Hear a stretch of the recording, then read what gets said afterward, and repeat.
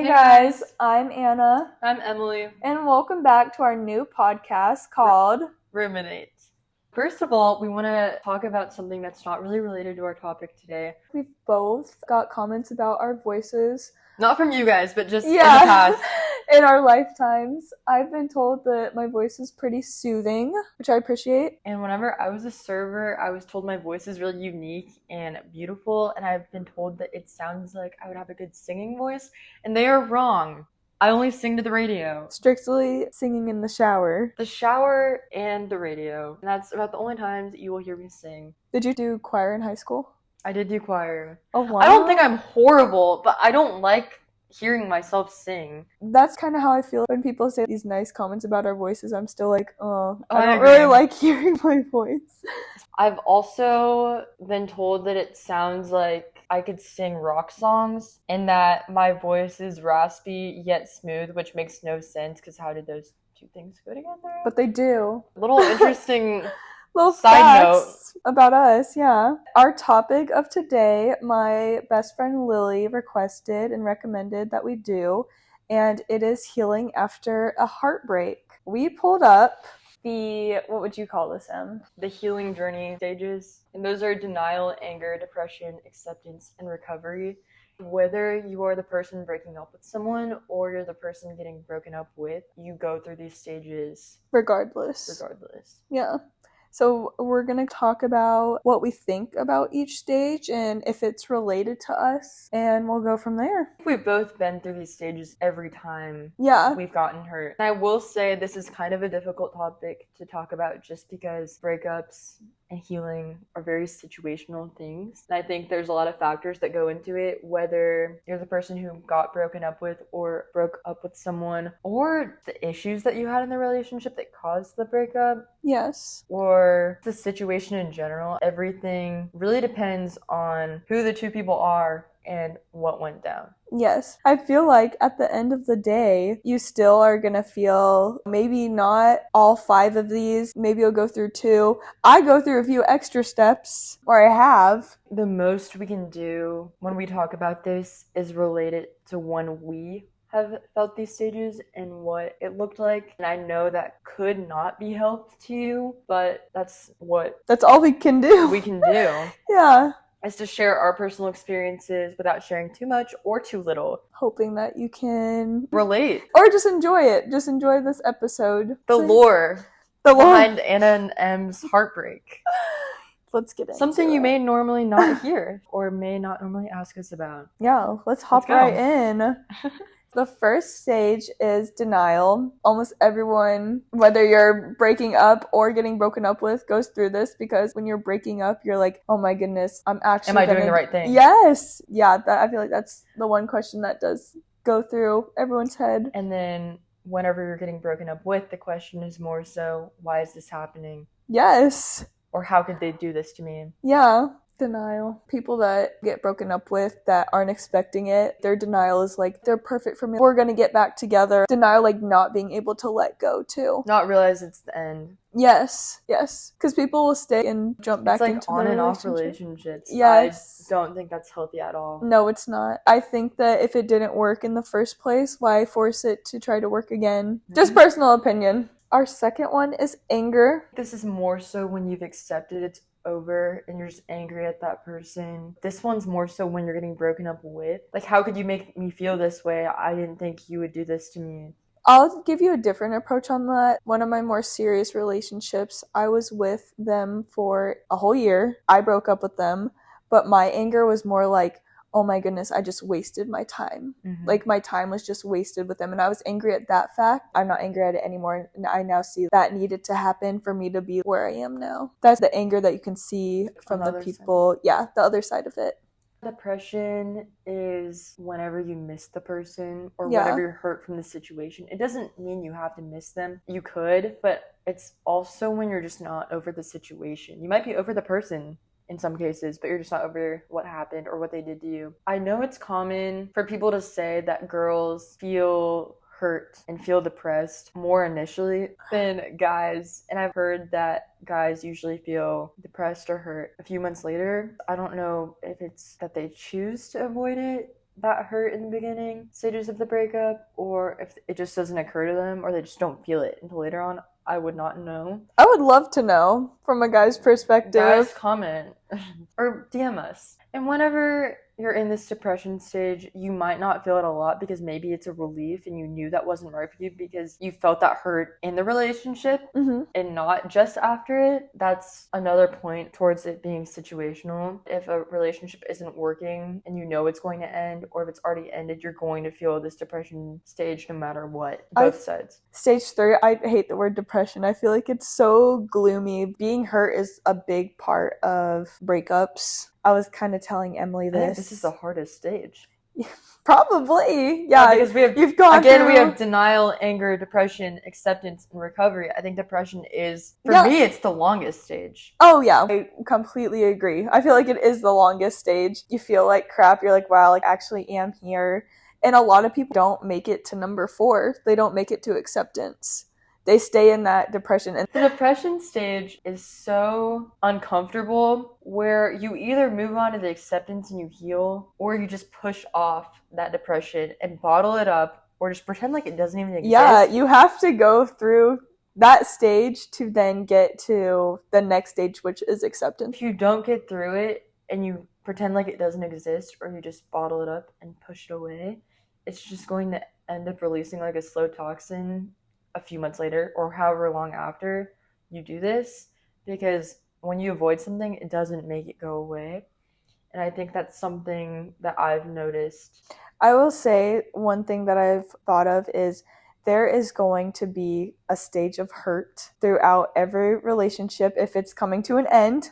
I mean, it's usually when one person's just not willing to communicate, or when one person's not willing to put any effort in anymore. That's where we see a lot of breakups, is the effort part. Effort and communication, because a consistency. lot of times, consistency too. I mean, even in friendship breakups, I feel like a lot of times people won't tell you you're doing something wrong until the very end, and they'll list all these things. Oh yeah, and that hurts a person. If someone does something and it bothers you, you need to tell them. You should feel comfortable enough to tell, whether it's your friend, your partner, someone you care about in your life. If they're doing something uncomfortable, you need to be able to say. You should never be afraid. Yeah, to tell them like, hey, this hurts my feelings, or if they value this makes me feel like this. Yeah. If they value you and you value them, there shouldn't be anything that's uncomfortable about telling somebody how you feel about something, whether it's a negative feeling or not. Yeah, and if you do feel like that, I would reevaluate your situation immediately.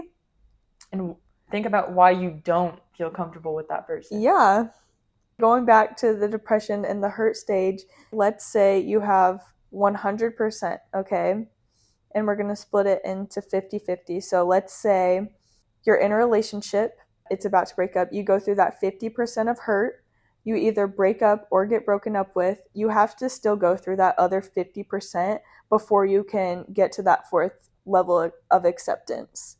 Or you stay in that relationship, go through that 100% of hurt, and then you probably eventually break up with them, and then you're going on to that acceptance already. Because you've already felt, in this relationship through this 100% hurt, you're feeling denial, you're feeling anger, you're going through this. There's no rushing this depression state either. There's nothing to accept when you're not done hurting. Yes, no, you cannot rush it. No matter how uncomfortable it is to be hurt, there's no way there's anything to accept if you're still hurting. And I think a lot of people try to fill the void by attention from a new person, and that's only going to make it worse. To get over one person is to get under another. No, I'm just kidding. Don't ever do that. And whoever came up with that saying, they need to go through this. They didn't get past the third stage. Yeah. They didn't get past the 3rd stage. You may think they fill the void for a little bit, but in the end, you're only hurting yourself, plus a new person who literally did nothing wrong to you. Yeah, and you never know, like, if you're walking into a relationship, like, with someone like that isn't healed. But I feel like a lot of people, they're not healed and they're jumping into. But they'll say that they are. Yeah. So if you're going through this depression stage, take time to understand your feelings. It's okay that you're having these feelings. Like, no one's gonna feel good after a heartbreak. It's not fun to be sad. Yeah, no. But it's important. It's not fun to get heartbroken. regardless of that, you take the time that you need and be patient with the journey that you're on. It's a big balance too, because you don't want to constantly distract yourself when you're hurt, but at the same time you don't want to constantly be laying in bed doing nothing, just thinking about it. Yeah. It's important to do both. One really healthy thing that I did while I was in the third stage of the depression was I journaled. It is just you and your thoughts, and that was really how I was able to understand what was going on in my head, connect the dots, go back through things and look at it and say, okay, this is good that this ended, or this is good that this happened and I'm in this stage. This is helping me grow and move forward. Whenever I've been in this depressive stage, I felt like nobody understands how I feel and nobody has similar reactions. That's what we're here for. Right. You're not alone. Whenever I went to therapy, I think that helped me, but at the same time, whenever you go to therapy, you have to be willing to do what they're telling you to do. You just can't go to therapy and just listen. They're going to tell you, read this article, do these exercises. It feels like homework. But did it help you? I think so, because what I was given, those exercises and those articles, were research talking about other people who felt the same way I did. Yeah. What I've struggled with is attachment styles. Anxious attachment is when you're unsure if your needs will be met in a relationship. Okay. And very comfort seeking. Avoidant attachment is you believe that your needs will not be met. So you're not just unsure, but you believe they won't. Oh my gosh. Okay, and that seems... They're independent seeking. Okay. So basically emotionally unavailable. Okay, that makes sense. Is a more common term. And then secure is you're confident your needs will be met. So the anxious wants comfort and closeness, whereas the avoidant wants independence and they're almost fearful. Yeah. I feel like it's important for people to know their attachment styles, though. I feel like at a point I was very avoidant. Do you think that it matters who you're in a relationship with as well? Like they might bring out these attachment styles? Yes. Yes, period. I don't think that an attachment style defines you. It's how you act in a situation in a relationship. Yeah. You can definitely be more than one in different situations. I feel like this is very well said. Yeah. I've just found that I've been more anxious attached with the guys I've been with because they haven't been the best guys. And they did make me feel unsure a lot of the time. I've been love bombed twice. They acted so good in the beginning, which came from insecurity. They felt like they needed to act like somebody who they weren't to get me attached. Once I was. And then they started pulling away, then that's when you get that anxious attachment. Because you're like, somebody pulls away that brings out the anxious attachment. Yeah, it's not healthy. You should not do that to someone. In terms of love bombing, I know that's a common topic that a lot of people talk about. A lot of the time, like I said, it does come from insecurity. And I think both the situations that happened to me, they both said, I'm not good enough for you. You should have been like, yeah, you're not. But at that point when they said that, I'm going to go through the 5-step healing process. Yeah, but at that point when they said that, I was attached. I was like, what are you talking about? You treated me so well. You're capable of doing that. But in reality, that's not who they were. They were putting on a show. And then they were kind of admitting to you, oh, I'm not. They were trying to tell you. Mm-hmm. Listen to that, guys. Something that I've learned in my healing journeys is that you have to pay attention to how the person treated you in the end. It is so easy to say, oh, I was in love with that person, or I loved that person. We had so many good times. I don't want to forget those good memories. But at the same time, the person they used to be is not the person they are now. And it's so hard. Oh, well, right now they're not a good person, but they were. Mm-hmm. And I miss them. I miss that. But that's not who they're showing you to be. I see a lot of people will also fall in love with potential. And that potential can also stem from them love bombing at first. Well, I know that they can do this. I don't know why they're not doing it right now, but they have so much potential to do this because they've done it before. But you have to pay attention to how they're acting in the present moment because that's who they're showing you to be. Yeah, no. Can people be going through hard times and maybe not able to put their full 50%, like their half, into the relationship? That's different. If they're not giving you constantly that 50% and they're at like 1%, and you're giving like 99. I would say the only exception is when they're going through something, but you would know. Yeah, and they would actively communicate that with you as well. Mm-hmm. Going into our next step of acceptance, how did you see that play out in the relationships that you've been in? I've been through 3 really bad breakups. When it comes to the acceptance stage for me, I think what's helped me the most is to realize that you probably won't get the answers to the questions you have. Yeah. Whether you get an explanation or not, I'm sure there's still going to be a part of you that wonders why it didn't work out. You have to realize that you're never going to get those answers because you simply don't think the same way as they do. That's mainly what helped me in this stage, but also the fact that they showed who they really are in the end. Because I think everybody struggles whenever they're getting broken up with to think of, oh, well, they were so good in this situation, or we had so much fun this time, or I missed that part. Usually at the beginning or the middle. But you really have to pay attention to the fact they're able to end this with you, or disrespect you, or do whatever bad thing they did. They brought themselves to do that too. I feel like you also need to look at how people act after a breakup too. A lot of the times that will be your answer as well. If they're so easy to just leave you behind, if they come back to you, please do not go back. Another thing with the acceptance stage is no contact. Oh yeah, definitely. I think that's a hard one for a lot of people. Accepting that it's time to move on. I mean, what I do to accept that it's over is, first of all, realize that I'm never going to understand why, because I don't think the same way as them. Then realize that they showed me who they are in the end, and they weren't willing to work on things anymore. And you have to realize no matter how much you want something to work, it takes 2 people to want something to work. Yeah. To make things work. To make it work. Definitely remove them on all social media, because what good is seeing their face doing? Yeah. You're trying to move on. Or seeing them with somebody else. I don't think it needs to be petty, like, I'm going to block you on everything. No. But, like, you don't need to follow someone that... It's respect to yourself. Yeah. It's for yourself. Yeah. It's not a way of being like, oh, I'm unfollowing you. Like, no. I don't think me seeing your face, me seeing your posts, that's out of respect to you in the way that that's not going to help you heal. Yeah, and that's not going to help you accept things are over. And it's going to make you want to go back. Most of the time, the people that have said, I'm just going to stay friends with them, have ended up getting back with them and have ended up back in that cycle. Either that, or they end up getting more hurt whenever they see that person with somebody new, or if they just see that person happy. Yeah.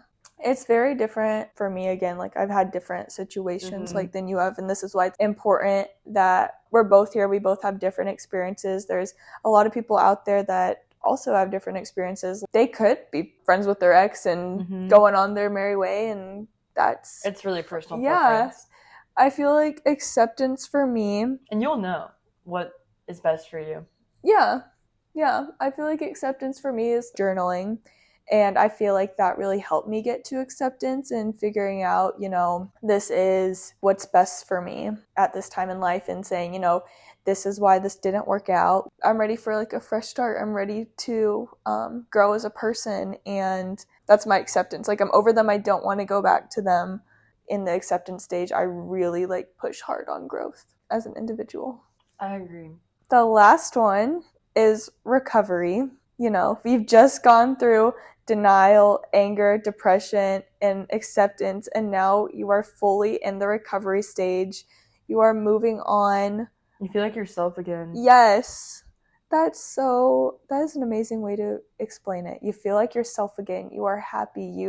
You've gone through your hurt, and you're finally at the last stage. It's like how we said in the depression stage, when you see something and it will remind you of you and you might get sad about it. When you see that something, it doesn't have an effect on you anymore. Yeah, it's like you see it and you're just like, oh yeah, I correlate that here, but I'm past that now. It doesn't give you that same pain in your chest. Yeah, no. Because it's definitely a physical pain too. 100%. Like, when I'm hurt, my heart physically hurts, okay? No, you feel sick. I feel like, feeling sad is not a good thing. It makes you feel heavy, physically too. Yeah.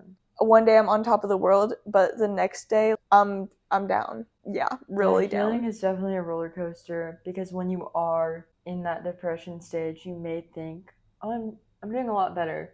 You may see that certain something, and then it feels like you're just going backwards. That just means you're not out of that depression stage yet, and that's okay. It's not supposed to be, "Oh, I'm so sad," and a few weeks later, I'm so happy, it's over. Like that, it's not always like that. Could it be like that? Sure. These stages do not have a timeline whatsoever. No. And like we said, it's very situational. Anything else for recovery? I feel like just starting to feel like yourself is really the best way I could have described recovery. Like, I feel like you did such a good job saying that. And in terms of getting into a new relationship, you'll know when you're ready. Oh, yeah. You will. You know, you might have hesitations and on things, and like you should, like you've healed and you know what you want, and it's okay to feel those things, but also don't let those things hold you back. And honestly, it could be scary to tell somebody new stuff that you've gone through. Yeah, stuff that you've gone through. Your baggage. And things that have hurt you in the past. But honestly, it's really important to tell that new person those things so they're aware of what you've been through. And so they understand you, like the same way that me and Em understand each other now is because we've talked about the things that we've gone through, and we're able to say, oh, this is why she has this certain reaction to things. Like, it really strengthens that relationship. Do you want to share, oh, my ex did this to me? No. No one likes it. No one likes hearing about an ex. Like, let's be so honest. Yeah. But I feel like if you are a healthy person, you will understand this person is not sharing this to hurt your feelings. At least I hope that they are they're being kind enough not to do that. They're being vulnerable about what has hurt them because they don't want it to happen again, and they trust you enough to tell you, yeah, and let you in and let you know. There are certain people out there that you should be cautious of. They're probably just not over their ex. Yes, that's exactly what I'm saying. So yes, two different things. You'll know. Know the difference. Yes, you'll know the difference between. If you've gone through these stages, you will know the difference of genuine versus fake. That was our advice on the healing journey after heartbreak. Yeah. I hope that what we had to say helps you in whatever you're going through. If you are going through this, or if you do in the future. Yeah. Or if you have in the past, maybe it'll make sense of what you felt. Yeah, what you went through. Know that you're not alone. I hope you guys enjoyed ruminating with us. And we will see you in the next episode. Bye.